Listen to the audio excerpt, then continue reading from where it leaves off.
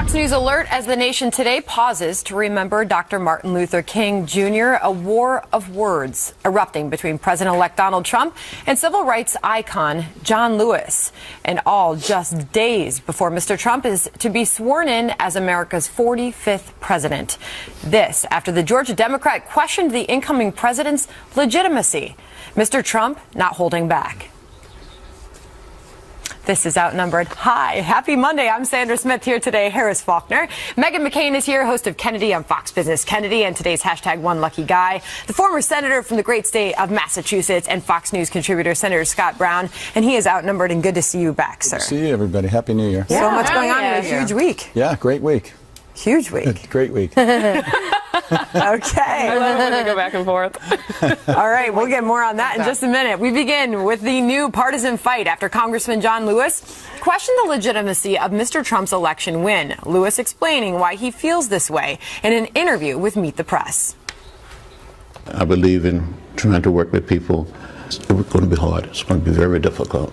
I don't see this president-elect as a legitimate president. I think the Russians participated in helping this man get elected. They helped destroy the candidacy of Hillary Clinton.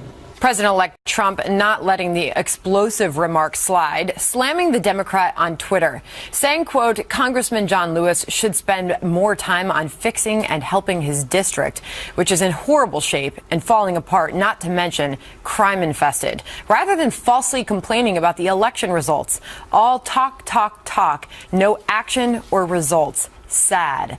Mr. Trump's tweets triggering a storm of criticism, mainly from Democrats. But Vice President-elect Mike Pence defended his boss.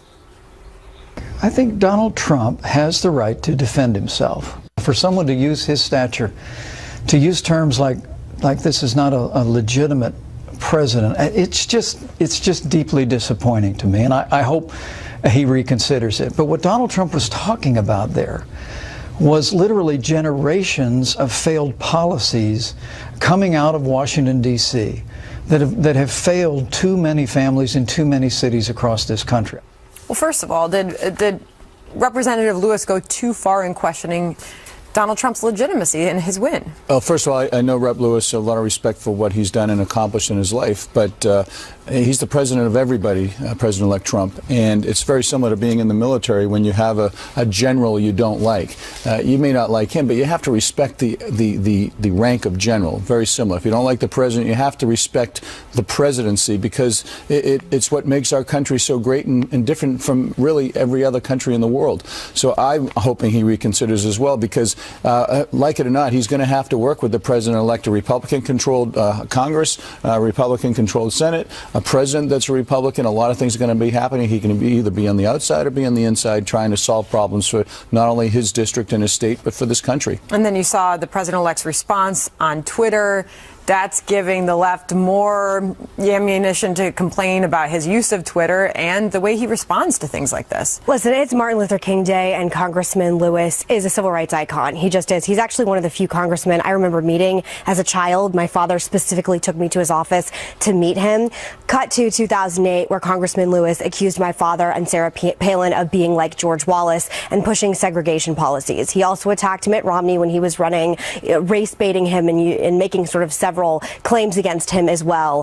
He, being a civil rights icon, doesn't make you immune to political criticism, especially when you're a congressman. I find it beneath him in many different ways, and I think this rhetoric that we're using right now is very dangerous. And I am so deeply saddened that this is where we're at, that he can't see the bigger picture, that we all need to work together as Americans. And again, it's particularly harsh on this Martin Luther King Day that this is what we're discussing. And you're echoing the sentiment heard from incoming White House Chief of Staff Reince Priebus, who's saying that President Obama should be asking Democrats to grow up and step up. Listen to this.